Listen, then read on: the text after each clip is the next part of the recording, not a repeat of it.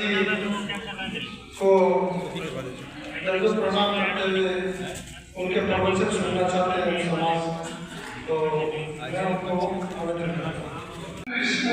हरे हरे हरे राम राम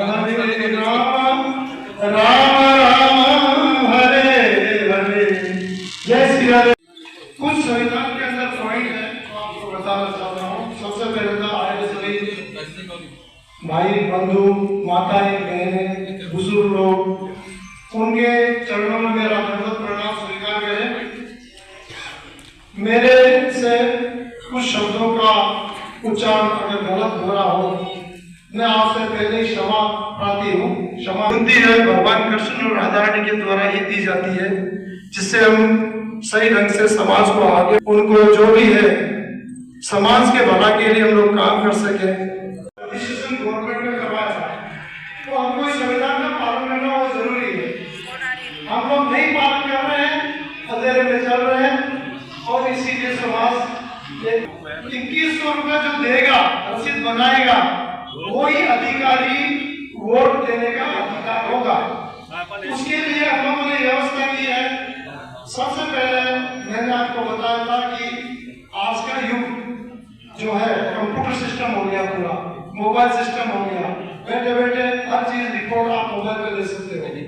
तो हमने क्या किया कि अपने भवन में कंप्यूटर लगवाए, डिजिटल सिस्टम बनाया, छात्रावास को डिजिटल सिस्टम बनाया पूरा।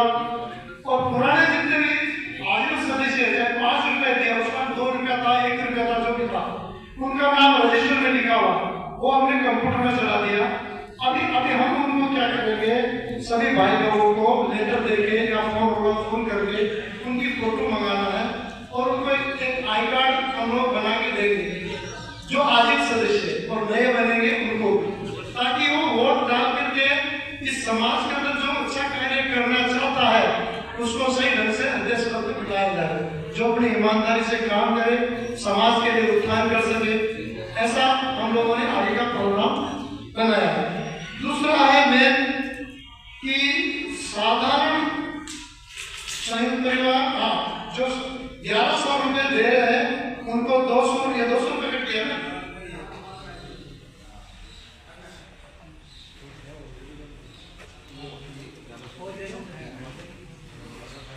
उनको 200 रुपए के लिए 1100 देने की जरूरत नहीं है। उनको 1100 रुपए जो नए बन रहे हैं उनके लिए 1100 रुपए की जिंदगी के लिए। अच्छा, इसके अंदर अभी जो हम लोगों ने पुरानी संस्था ने क्या किया है, 21 सदस्य रखे जो कमेटी मेंबर होते हैं इस संस्था के, उसका समाज इसका वहां पर नामों निशान भी नहीं था। कुछ गलतियां हुई है जो नहीं कर, अभी हमने नहीं करना है, क्योंकि देखो लेडीज का भी हमारा इस कमेटी में होना जरूरी है। इसका कारण भी है, बहुत सारा आप सोच सकते हैं, जैसा कि मेरा जैसा आदमी को उधर भी आ गया कमेटी के अंदर, तो उसको रोकने के लिए वो खाली लेडीज की शर्म से ही वो कुछ अपशब्द ना बोले, झगड़ा ना करे, ये तो एक मेन प्रमाण है। ऐसा प्रमाण की जरूरत नहीं, लेकिन हमारी समाज सभ्यता वाली है। कुछ लोग होते हैं जो असभ्यता करते हैं, जो भाषा का उपयोग सही ढंग से नहीं करते हैं, तो ये कंट्रोल करना है। दूसरी बात, लेडीज लोगों को टीम में क्यों रखा गया है कि हमारे समाज में बेटियों को क्या भला के लिए सोचना है, क्या करना चाहिए, लेडीज लोगों को ज्यादा ध्यान में है। हम उनकी उन्नति के लिए क्या काम कर सकते हैं। 10% इसीलिए हम लेडीज लोगों को हमने भर्ती किया, ताकि हमारे समाज में बेटियां भी आगे बढ़े, उनको कैसे शिक्षा के लिए समझो। या हमारे समाज में बहुत सारी कुरीतियां फैली हुई है, जैसे आटा साटा समझो, छोटा मेला समझो, कुछ भी है गलत मतलब प्रचार हो रहा है लेडीज लोगों के, उनसे अत्याचार हो रहा है उनके ऊपर, तो लेडीज लोग ही बता सकते हैं ना कि इस गांव में इस आदमी ने ऐसा काम किया। तो लेडीज का होना बहुत जरूरी है, उनके बिना हमारा काम अधूरा रहेगा। इसलिए 10% हमने लेडीज का भर्ती किया है। जो परिवर्तन किया गया है उसके मैं कह रहा हूँ, पुराने विधान के अनुसार जो संरक्षक यदि जीवित है तो वो संरक्षक रहेगा, उसको दोबारा नहीं देना पड़ेगा। ऐसे ही संविधान के तहत जो आजीवन सदस्य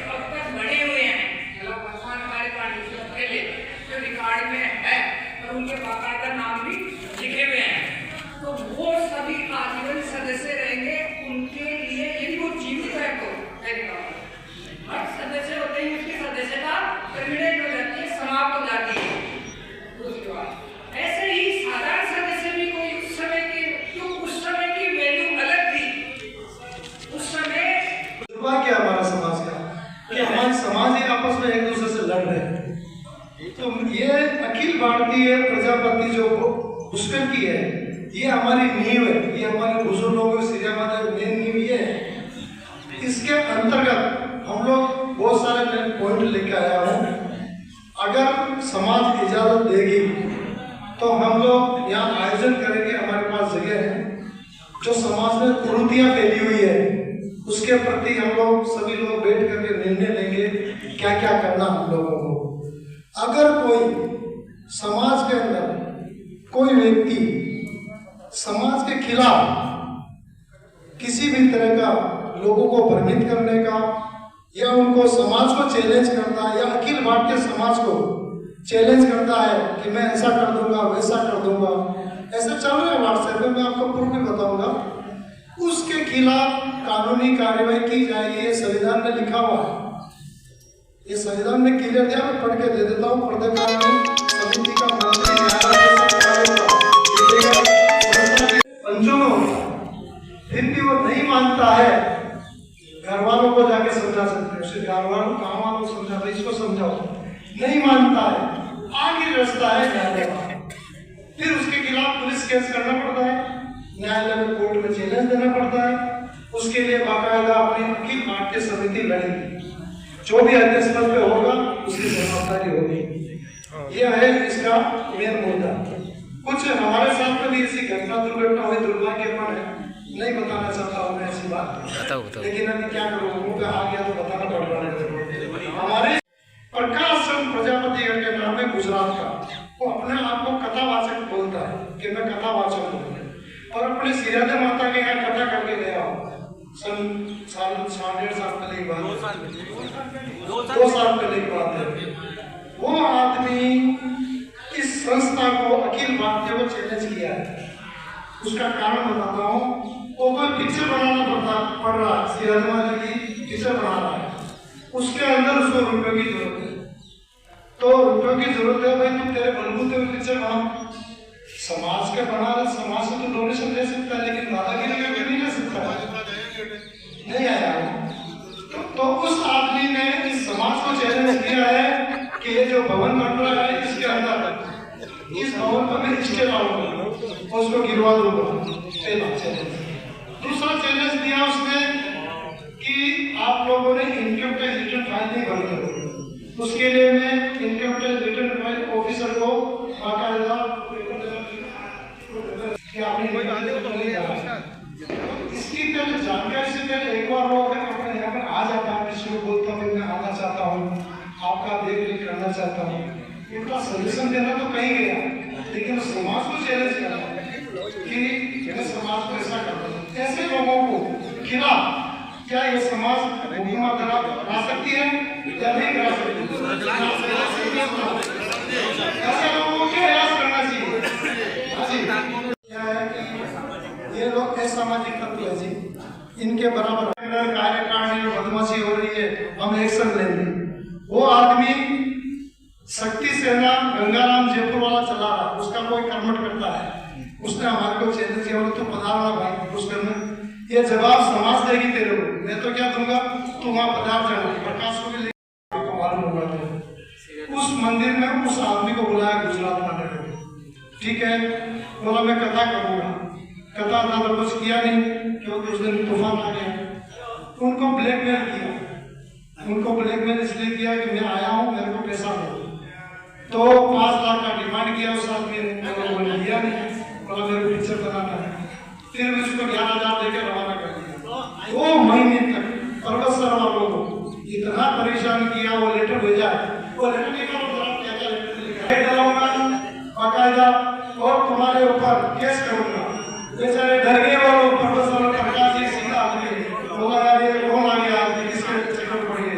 वो लोगों ने बुला के वापस समझाया बुझाया, फिर वो 11,000 दिए। अब ऐसे लोग भी हमारे समाज में हैं जो इस तरह का कार्य कर रहे हैं, तो हमारे को ऐसे लोगों से बचना जरूरी है और ऐसे लोगों को जवाब देना भी जरूरी है। तो आप समाज का ये कर्तव्य बनता है, अगर आप साथ देते हो तो ये कानून हम लोग पास करवा देंगे। इसके दूसरी बात, समाज के अंदर बहुत सारी कुरीतियां फैली हुई है, उसका भी हम लोग आपको बता बता देता हूँ कि क्या क्या करने हमारा काम बहुत है, लेकिन समय का अभाव है। हर महीने आते हैं लोग, आप लोगों का सहयोग चाहिए मुझे सबसे पहली बात तो गर्व इस बात का है कि इस पूरी समाज का मेरे को साथ मिल रहा है, तब जाके ये भवन 1 साल में मैंने राम किशोर जी को वादा किया, इन्होंने बोला हिरणनाथ जी मुझे दिखना चाहिए, और मैं इनको बहुत बना के बता दिया कि मेरे कार्यकारिणी कर्मठ करता है, मेरे बहुत ईमानदार लोग हैं इसके अंदर, जिसमें से देखो फौजी लोगों को भर्ती किया जी है, आईपीएस अधिकारी जो पुलिस अधिकारी है नंजी शेषरावा, जो टीचर लोग हैं इसके अंदर शीतल जी, सब डॉक्टर मेरे ईमानदार लोग, ताराचंद जी मानसा, सब लोग एक दूसरे का सहयोग कर रहे हैं। रिटायर्ड तहसीलदार साहब इस भूमि के लिए इन्होंने सब बैनर मिल रहे, सब क्या क्या कर, मतलब परेशानी हर सदस्य पा रहा है। हम लोग दुख पाएंगे तभी तो सुख मिलेगा, समाज को नहीं तो ना से मिलेगा। ये मैंने कुछ पॉइंट बनाए हैं, आप उसमें मंथन करना, बताना, गलत भी हो सकता है, सही भी हो सकता है, शायद मेरी बुद्धि नहीं चल रही है, क्योंकि मैं आज दूसरे समाज में देख रहा हूँ वो आगे बढ़ रही है, इसी वजह से बढ़ रही है। कम से कम लोगों को देखा देख तो कर सकते हैं, इतना तो हम लोग कर सकते हैं ना, हमारी बुद्धि नहीं चलती है तो एक तो है अपना ये जो मृत्यु कोष वाला सिस्टम चल रहा है, एमपी में बंद हो चुका है, महाराष्ट्र में बंद हो गया, यूपी में बंद हो गया, यूपी में ये मृत्यु कोष।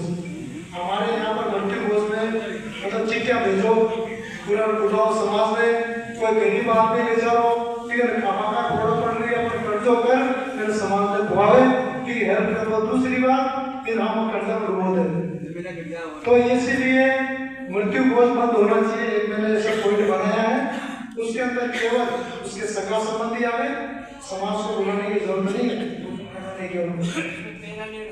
और दूसरा है मृत्यु होने पर सगा संबंधी कपड़ा लेके आते हैं, जब उसका शव जो होता है उसके ऊपर कपड़ा लेके ओढ़न दे, वो कपड़े सब शमशान में फेंक देते हैं, क्या काम का।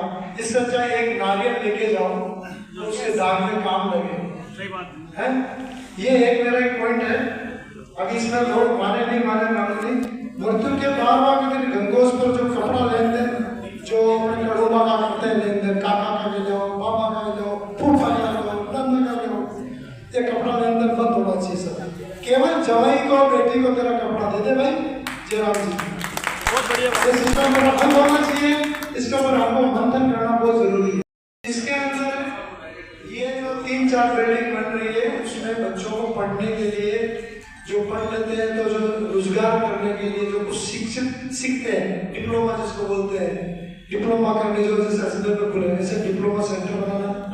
दूसरा है वृद्धाश्रम बुजुर्ग लोगों के लिए, जो यहाँ आकर के भक्ति भी करें, धाम में आकर के, और उनकी सेवा भी हो सकती है। लेकिन ये सपने हैं, ये सपनों को पूरा करना समाज का, सपना देखना बुरा नहीं है, और सपना देखना तो बड़ा देखो, छोटे सपने से देखने से मजा नहीं आता। ये प्रोजेक्ट बड़े हैं, इसको समय लगेगा, बहुत टाइम लगेगा।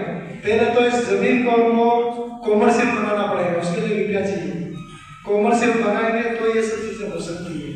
तो ये तो शुरुआत है जो हमारे राम किशोर जी ने कर दी है, और हमें जिम्मेदारी दी है, हम निभा रहे हैं, और आपकी कृपा रहेगी, हम आपके साथ हैं। बस आप साथ दे दोगे तो मैं आसमान को छू लूंगा, ये सब लोग, मैं आसमान को छू लूंगा। अभी मैं इनको दे रहा हूँ, हाथ में ले वाला फोटो में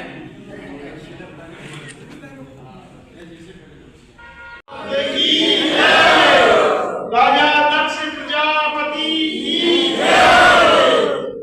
प्रजापति समाज की मात की भक्त प्रहलाद की पुष्कर राज की।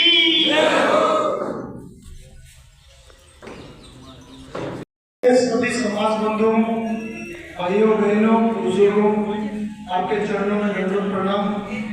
आपने आज इस समाज का आम सभा में आकर के बहुत बड़ा उत्साह बढ़ाया है, इसके लिए मैं आपको आपका कर्जदार हूँ, और समाज आपका आभारी है। समाज से मैं यही आशा आशा करता हूँ कि हमारे समाज को कैसे कैसे आगे बढ़ाया जाए।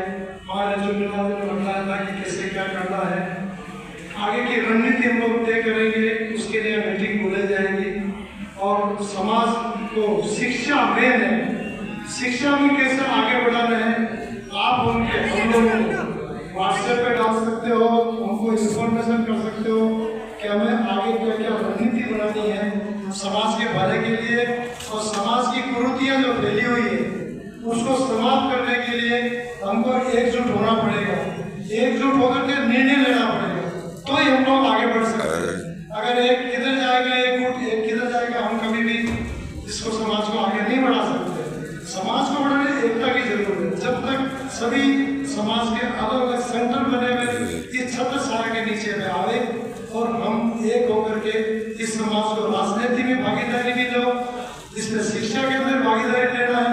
हमारे समाज में राजनीति में कोई नेता ही नहीं, और जो नेता बन रहे हैं उनका कोई साथ नहीं दे रहे। कुछ नेता ऐसे हैं जो जेबें भर रहे हैं। तो मैं ऐसे नेता लोगों को भी बोलना चाहता हूँ, संदेश देना चाहता हूँ, आप समाज के लिए कुछ करो। अगर आप चाहे कोई भी पार्टी से हो, आप समाज में कुछ करने तो आओ यार, आप कुछ करने भी नहीं आते, समाज की मीटिंग में भी नहीं आते। अखिल भारतीय ही है, यही से पूरा संदेश जाएगा। हम चाहते हैं कि आप आओ, आप चाहे कोई भी पार्टी से जुड़े हो, आप पधारो और समाज से क्या सहायता चाहिए, सहायता करेगी समाज। हम लोग यहाँ मीटिंग बुलाएंगे पुष्कर में, जब भी आपका आंदोलन करना है, चाहे राजनेताओं के विरुद्ध करना है, चाहे दूसरी जातियां हमारा शोषण कर रही है, उसके खिलाफ हम एक होकर के छत्र छाया से उसका मुकाबला करेंगे।